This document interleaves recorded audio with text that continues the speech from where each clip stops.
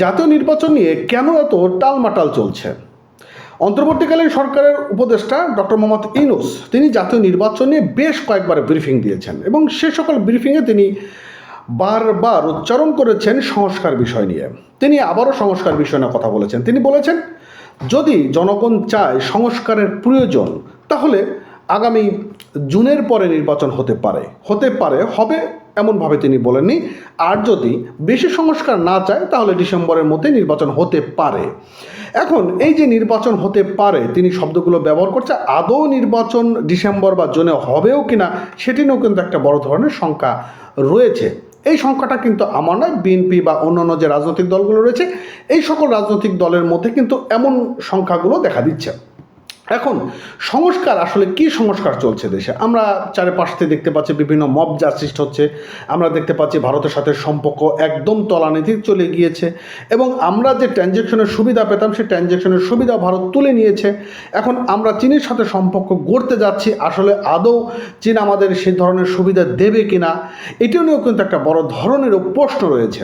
এখন চীন তারা তো তাদের স্বার্থে কাজ করবে, হ্যাঁ প্রত্যেক রাষ্ট্র তাদের স্বার্থে কাজ করে, এটা যেমন ঠিক, কিন্তু চীন আসলে আমাদের কতটা সুবিধা দিতে পারে এটা নিয়ে এখন সাধারণ মানুষের মধ্যে বেশ বিভ্রান্ত রয়েছে এবং নির্বাচন আসলে পেছানো নাকি আগানো এটা নিয়ে রাজনৈতিক দলগুলোর মধ্যে বেশ তর্ক বা বিতর্ক চলছে। এবং ডক্টর মোহাম্মদ ইউনূস তিনি দেখা করেছেন মার্কিন যুক্তরাষ্ট্রের মানে বাণিজ্যিক যে দূত রয়েছে, অর্থাৎ তার যে অনুষ্ঠান রয়েছে আপনার যমুনায় মার্কিন যুক্তরাষ্ট্রের বাণিজ্যিক দূত এবং ডক্টর মোহাম্মদ ইউনূসের মধ্যে একটা বৈঠক হয়েছে। সেই বৈঠকে কী কী আলোচনা হয়েছে সেটি আজকে আমরা কালের বেলা পত্রিকা থেকে একটু জেনে আসি। বলা হয়েছে যে অন্তর্বর্তীকালীন সরকারের প্রধান উপদেষ্টা ডক্টর মোহাম্মদ ইউনূস তিনি বলেছেন, যদি রাজনৈতিক দলগুলো স্বল্প সংস্কার প্রক্রিয়ায় একমত হয় তবে ডিসেম্বরে নির্বাচন হতে পারে, আর যদি বৃহৎ সংস্কারের পথ বেছে নেওয়া হয় তাহলে জুনে নির্বাচন হতে পারে।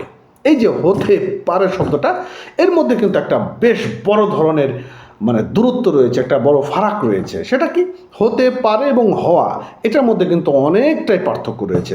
এখন আসলে তিনি কি চাচ্ছেন? তিনি যে কিংস পার্টি গঠন করেছেন বা আপনারা বলতে পারেন নতুন যে রাজনৈতিক দল গঠন হয়েছে এই রাজনৈতিক দলের তিনি আসলে মদত দিচ্ছেন কিনা এবং আগামী দিনে তিনি সেই রাজনৈতিক দলের কোনো পদ পদবি বা প্রধান হতে কোনো ধরনের ইচ্ছা প্রকাশ রয়েছে কিনা, যে যত দ্রুত দেরিতে নির্বাচন হবে ততই ওনার জন্য ভালো। এই বিষয়গুলো আমার নয়, এই বিষয়ে বিভিন্ন রাজনৈতিক যারা বিশ্লেষণ করেন এবং যারা রাজনৈতিকবিদ রয়েছেন তাদের মধ্যে কিন্তু এই ধরনের প্রশ্ন রয়েছে।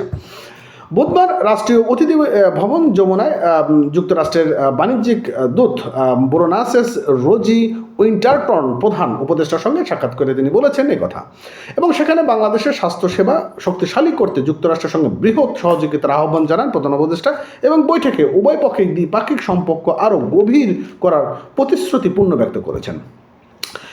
ব্যক্ত করেছেন, চিন্তা করছেন, দ্বিপাক্ষিক সম্পর্ক গড়ে তোলার জন্য প্রচেষ্টা চালাচ্ছেন। আসলে বাস্তবতায় ঠন। কারণ হ্যাঁ, মার্কিন যুক্তরাষ্ট্র বলেন বা অন্যান্য রাষ্ট্র বলেন, এরা কখনোই একটি অন্তর্বর্তীকালীন সরকার বলেন বা কেয়ারটেকার গভর্নমেন্ট বলেন এদের সঙ্গে তারা কখনোই বাণিজ্যিক চুক্তি করবে না বা তারা কোনো ধরনের ভালো সম্পর্ক তৈরি করবে না, কারণ এটা হচ্ছিল টেম্পোরারি, এটা আমরা কম বেশি জানি। এবং বাণিজ্যিক দূত তিনি বলেছেন যে আমাদের মধ্যে দীর্ঘ এবং বিশ্বাস সম্পর্ক রয়েছেন এবং সংস্কারের যে ধারাবাহিকতা দেখা যাচ্ছে তাতে আমরা সন্তুষ্ট। এখন তারা তো বিভিন্ন জায়গায় সন্তুষ্ট থাকে। আর ডক্টর মোহাম্মদ ইউনূস তিনি বলেছেন যে এটি আমাদের জন্য একটি বড় রূপান্তরমূলক সময়, আমরা প্রতিষ্ঠান পুনর্গঠন এবং অগ্রাধিকার পূর্ণ বিষয় মনোনিবেশ করেছি।